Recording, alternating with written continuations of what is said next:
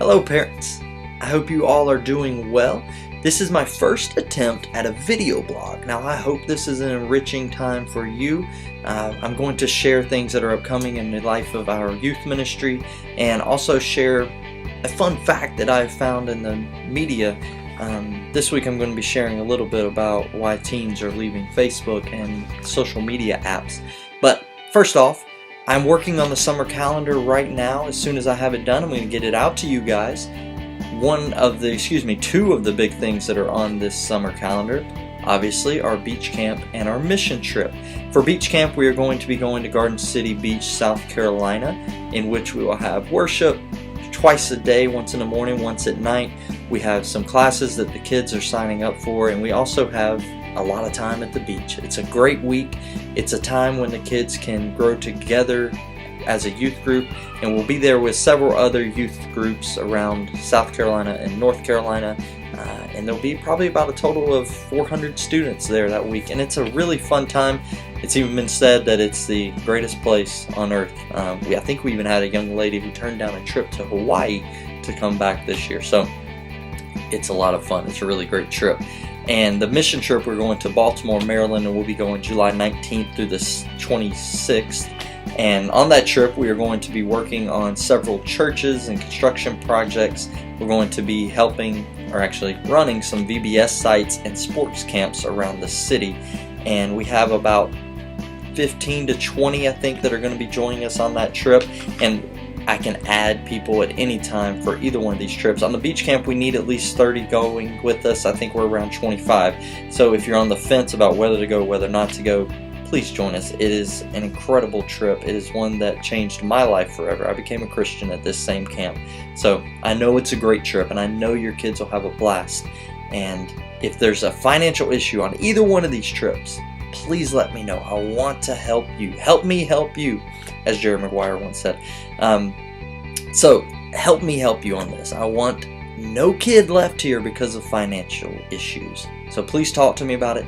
If I can help, I definitely will. So, just a picture that comes to mind about why we do both trips is the image of Mary and Martha when Jesus came to visit. Martha was so concerned about what to do for Jesus.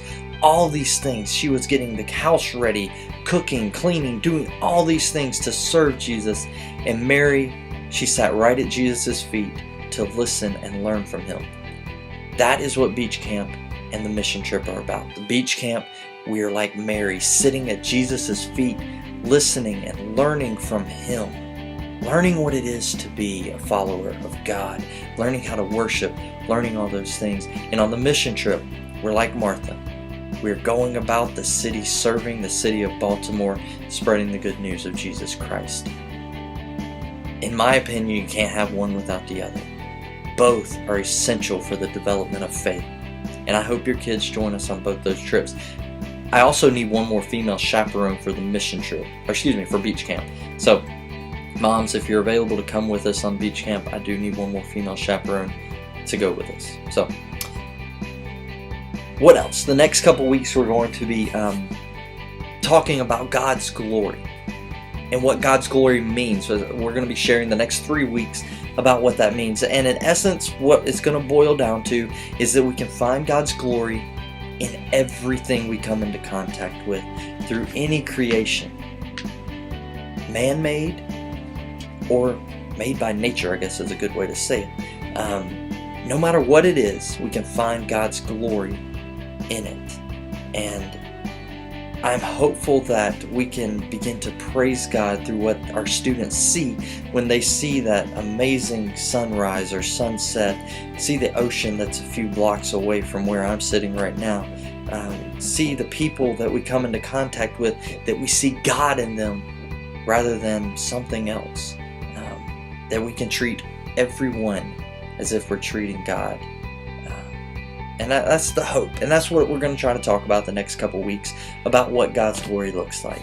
And I hope your students will join us on Wednesday nights for the middle schoolers. We meet here at 6:30 up in the Teen Center, 6:30 to 8. And for the high schoolers, we meet on Sunday nights, 6 to 8.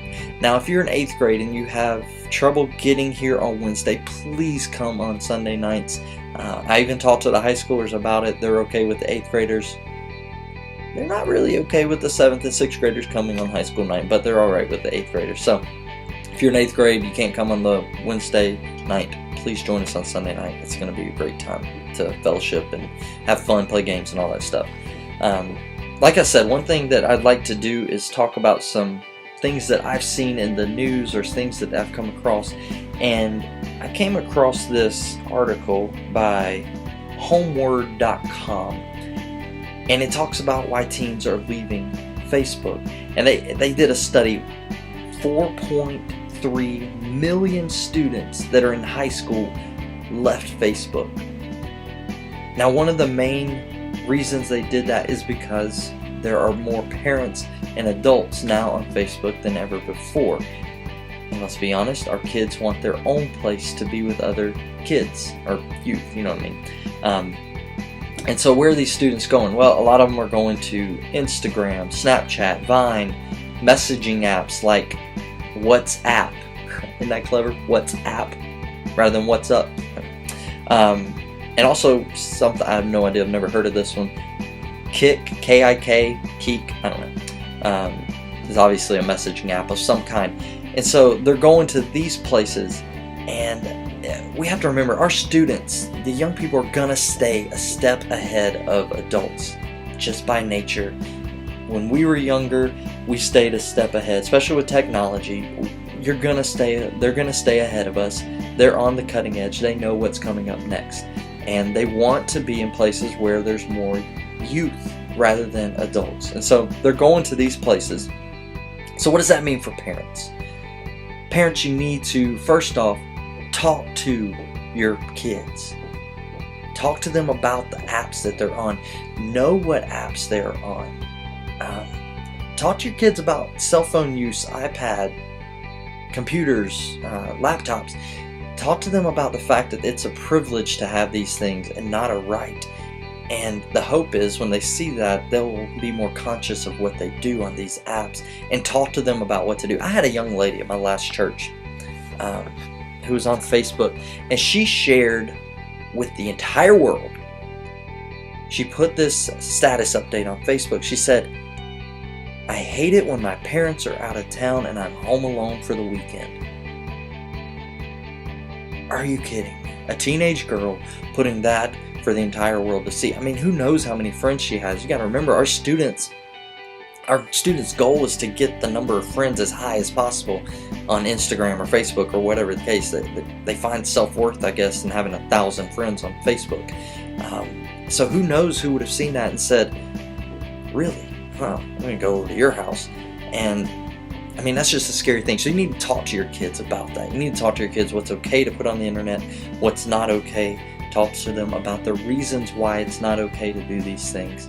And, you know, and if you don't know about an app, if you don't know what Snapchat is, ask them. Say, "Hey, what is Snapchat? Why do you want to be on Snapchat? What's it about?" And listen to their reasoning, and then talk to them about it. If you come across judgmental from the get-go, if you say, "What is Snapchat? Why are you involved in that?" They're going to shut down immediately.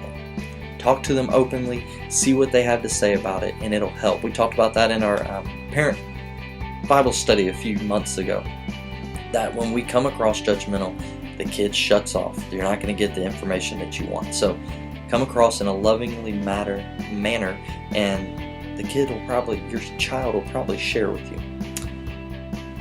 Guys, I want your kids to be safe, and I know social media is incredible amount of stuff out there. And so the more that you're involved in your kids' life, the more that you know about what they're doing, the better chance that they'll stay out of trouble in those areas. So guys, if I can help you in this area in any way, please let me know. I am on almost all of these different social media sites. I'm friends with some of your kids on them. So I do know a little bit more about it than most, but if I can help you, please give me a call. Let me know if I can help or not. Like I said, this is the first installment of the video blog. I hope it was enriching for you. I hope it was good. Let me know if it was good, if you can improve on it, if there's something you'd like me to share more of. please let me know. I hope to see you all on Wednesday or Sunday, or both if you're in middle school. God bless and have a great week.